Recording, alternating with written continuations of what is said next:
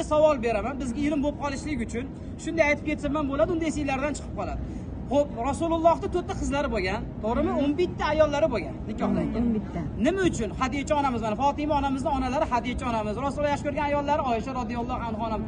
Shuncha onalarimiz turib, nimaga faqat Fatima onamizga jannat ayollarining sayyidasi maqomi berilgan? Qolgan ayollarga emas. Sabr. Yo'q. A? Sabrli bo'lgan. Yo'q, sabr. Fatima onamiz Rasululloh qizlar esinglardan chiqarmanglar, ayollar emas. Topolmadinglar? Marojni qarz bo'ldinglar. Esinglarda qolsin.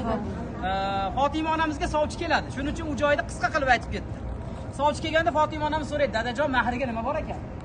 Desa, Payg'ambar alayhisalom aytadiki, "Mahriga 180 tilla berdi. 90 tillaga sizga mahrga ajratdik, 90 tillaga dasturxon yozadigan bo'ldi. Mahriga rozi emasman" deydi. Shu payt Jabroil alayhisalom tushadi, "Yo Allohning rasuli, Fatimani mahri uchun Alloh jannatni beryapti" desa, Fatima onamiz nima deydi? "Rozi emasman." Rasululloh aytadi, "Qizim, sizga jannat beryapti Robbim. Sizga jannatni to'laligicha hadya qilayotgan bo'lsa, boshqa undan ortiq sovg'a yo'q" desa, "Dadajon, Aliga mahriga rozi bo'lishlik uchun Jabroilga ayting. Sizni la ilaha illalloh Muhammadur Rasululloh degan ummatingizning oxirgisi qiyomat kuni jannatga kirmas ekan, mahriga rozi emasman." Ya'ni siz bilan bizni jannatga kirishligimizni mahriga so'rab olgan. Siz bilan bizni jannatga kirishligimiz. Shuning uchun Rasululloh aytadiki, "Qizim, bu so'ragan tilagingiz bilan siz jannat ayollariga sayyida bo'ldingiz.